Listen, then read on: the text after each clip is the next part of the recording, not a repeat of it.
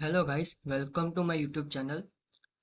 I am Krishna Shah from Government Akhandanand Ayurvedic College, Ahmedabad, Gujarat.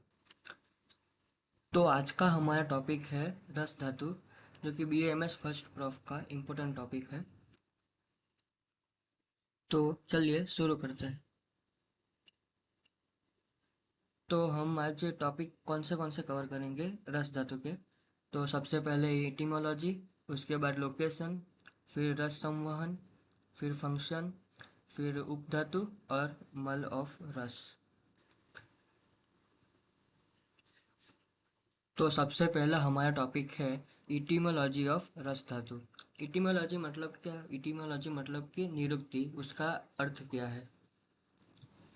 तो रस धातु का हम दो तरीके से अर्थ ले सकते हैं। एक तो क्रिया शरीर हमारे फिजियोलॉजी सब्जेक्ट के अकॉर्डिंग, और एक तो उसके मटीरियलिस्टिक दृष्टिकोण से।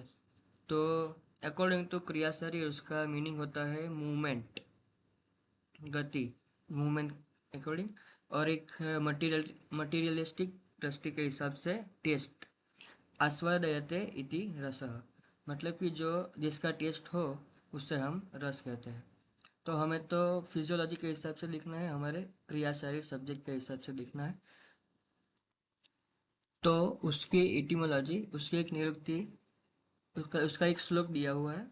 तत्र रस गतो धातु अहर अहर गच्छत्यतो रसः, मतलब कि रस धातु, तत्र रस गतो धातु, गतो मतलब गतिवाचक, यहाँ रस धातु को गतिवाचक कहा गया है। फिर है अहर अहर गच्छति इति अतो रसः, यहाँ पर संधि है, दो तरह की संधि है। अहर अहर उसकी संधि है अह प्लस अह, और दूसरी है गच्छतीत्यो रसः, गच्छति इति अतो रसः। अहर अहर का मीनिंग होता है निरंतर, सदा, ऑलवेज। और गच्छति इति अतो रसः, मतलब कि रस धातु वो गतिवाचक धातु है, और वो हमारे बॉडी में सदा निरंतर मूव करती रहती है, इसीलिए उसे गतो धातु मतलब कि गतिवाचक कहा गया है। तो ये सिंपल सी इटिमोलॉजी थी रस धातु की। नेक्स्ट है लोकेशन ऑफ रस धातु। तो तस्य हृदयम स्थानम, मतलब कि उसका स्थान, उसका लोकेशन कहाँ है? हृदय में, हार्ट में। स हृदय चतुर्विंशति धमनी, मतलब हृदय में रस धातु की धमनी कितनी है? चतुर्विंशति, मतलब कि 24 नंबर की, मतलब कि हृदय में चतुर्विंशति धमनी है। अनु अनुप्रविश्य ऊर्ध्वगादश 10 अधोगामिन्य, मतलब कि उसमें से 10 धमनी है वो हमारी बॉडी के अपर पार्ट में जाती है, 10 धमनी है हमारे बॉडी के लोअर पार्ट में जाती है। चतस्त्रश्च तिर्यज्ञ, मतलब कि 4 है वो हमारी बॉडी में ऑब्लिकली जाती है, मतलब कि टोटल 24 धमनी है, रस धातु की धमनी है। 10 ऊपर पार्ट में जाती है, 10 लोअर पार्ट में जाती है, और 4 ऑब्लिकली जाती है, हो गई 24। कृत्सनम शरीरम, मतलब कि हमारे संपूर्ण शरीर में फैली हुई है। अहर अहर तर्पयति, अहर अहर मतलब आगे बताया मैंने निरंतर।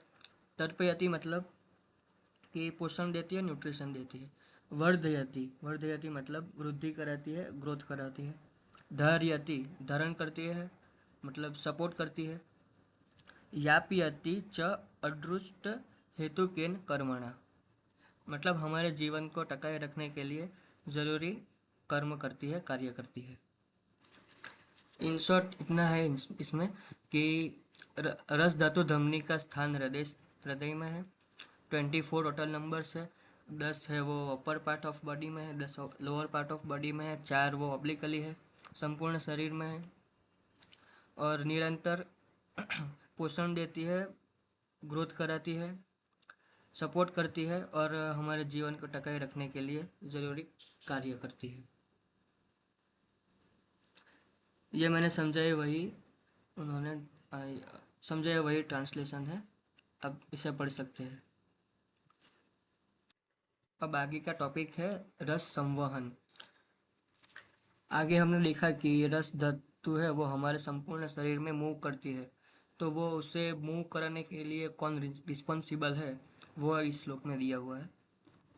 व्यानेन रसधातुर्हि विक्षेपो चित्तकर्मणा युगपत् सर्वतो जस्त्रम देहे विक्षिप्यते सदा। व्यानेन मतलब कि व्यान वायु, चित्तकर्मणा मतलब कि जिसका कर्म है क्या करना, विक्षेपो मतलब कि विक्षेप करना, थ्रो करना। किसे थ्रो करना, रस धातु ही, रस धातु को थ्रो करना। मतलब कि व्यान वायु जिसका कर्म क्या है, हमारे संपूर्ण बॉडी में थ्रो करता है रस धातु को। युगपत सर्वतो जस्त्रम देहे, युगपत मतलब कि एक साथ, बिना टाइम इंटरवल के, मतलब कि एक साथ थ्रो करता है सर्वतो जस्त्रम देहे, संपूर्ण बॉडी में। विक्षिप्यते सदा, और ये प्रोसेस कंटिन्यूसली होती रहती है जब तक हमारा शरीर जीवंत है। तो ये था रस संवहन। आगे का टॉपिक है फंक्शन ऑफ रस धातु। तो एक तो फंक्शन है रसाज रक्तम, मतलब कि रस से रक्त की उत्पत्ति होती है।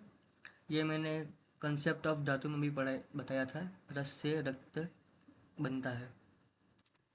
रस तुष्टि प्रीणनम रक्त पुष्टिम च करोति, मतलब कि रस धातु है वो तुष्टि देता है, प्रीणनम मतलब कि न्यूट्रिशन देता है हमारे बॉडी को। दूसरा एक फंक्शन है रक्त पुष्टिम च करोति, मतलब कि हमारे रक्त को भी नरिशमेंट और न्यूट्रिशन देता है। बस ये सिंपल सा फंक्शन था।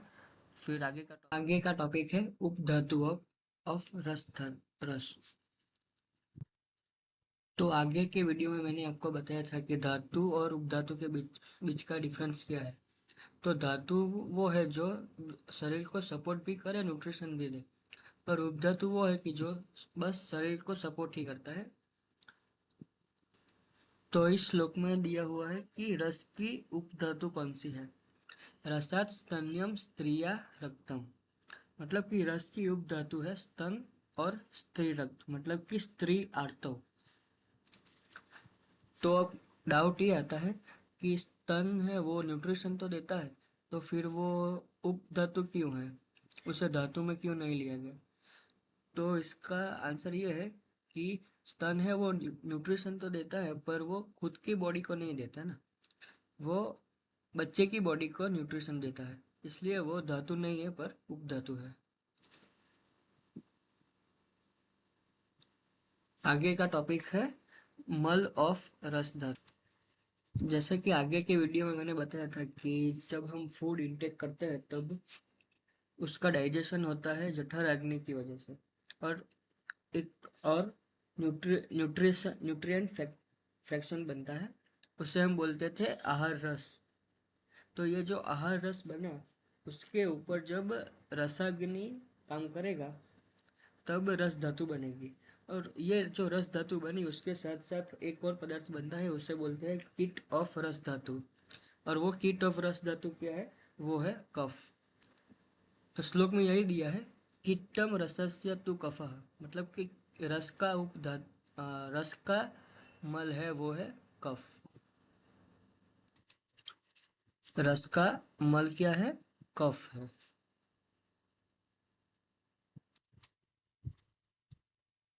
तो आई होप गाइस आपको मैंने आज जो समझाया वो आपको समझ में आया होगा। तो आज हमने क्या क्या पढ़ा, निरुक्ति इटिमोलॉजी ऑफ रस धातु, गतिवाचक है रस धातु, लोकेशन पढ़ा, उसका लोकेशन हृदय है, हार्ट है। 24 धमनी रस धातु है। फिर हमने पढ़ा रस संवहन, फिर रस धातु के फंक्शन पढ़े, रस से रक्त बनता है और न्यूट्रिशन देता है। फिर हमने पढ़ा उपधातु ऑफ रस एंड मल ऑफ रस। Thank you very much.